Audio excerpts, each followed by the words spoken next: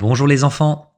Hier, Caleb a eu très peur des bêtes féroces, mais il a mis sa confiance en Dieu qui est son berger.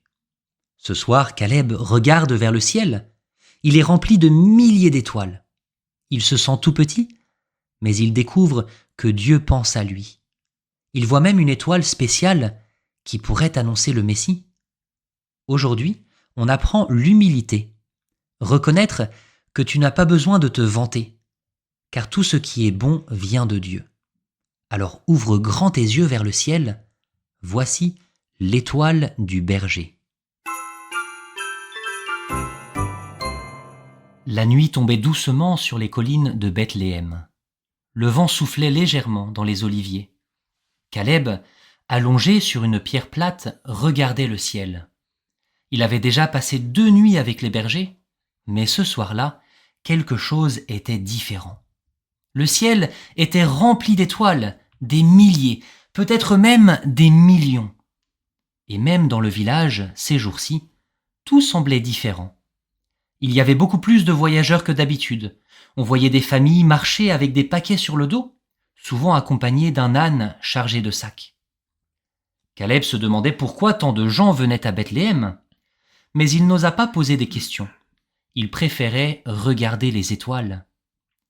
Caleb n'arrivait pas à détacher ses yeux de leur éclat. Elles semblaient si proches, et pourtant si lointaines. Son père vint s'asseoir à côté de lui. Il regarda le ciel en silence. Puis il lui dit : « Tu sais, Caleb, le roi David, quand il était jeune berger comme toi, regardait ce même ciel. Et un jour, il a écrit ces mots dans un psaume. Quand je vois ton ciel, l'ouvrage de tes doigts, la lune et les étoiles que tu as fixées, je me demande, qu'est-ce que l'homme pour que tu penses à lui ? L'être humain pour que tu t'en soucies ? Caleb murmura. Qu'est-ce que l'homme pour que Dieu pense à lui ? Il se sentait tout petit, petit comme un grain de sable, et pourtant, son cœur se gonflait d'émerveillement. Papa, pourquoi Dieu pense-t-il à nous ? Son père sourit et lui répondit : Parce qu'il nous aime, pas à cause de ce qu'on a fait, ni parce qu'on est fort ou intelligent, juste parce que nous sommes ses enfants. Caleb hocha la tête lentement. Puis il fronça les sourcils. Là, regarde papa, cette étoile, elle est nouvelle, non ?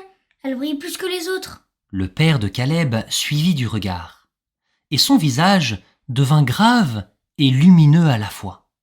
Il y a longtemps, un prophète étranger, Balaam, a dit ces paroles. Une étoile sort de Jacob, un sceptre se lève sur Israël.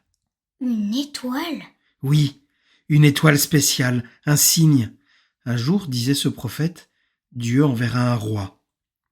Pas comme les autres rois, un roi qui guidera le peuple comme un bon berger.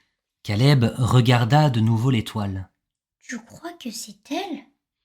Son père ne répondit pas tout de suite, puis il dit : Je crois que Dieu agit toujours au bon moment, et que même les étoiles obéissent à sa voix.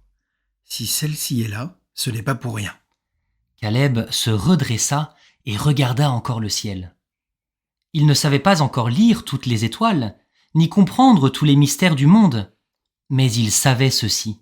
Dieu était immense, et pourtant, il l'aimait, lui, Caleb, le petit berger de Bethléem. Et cela lui suffisait.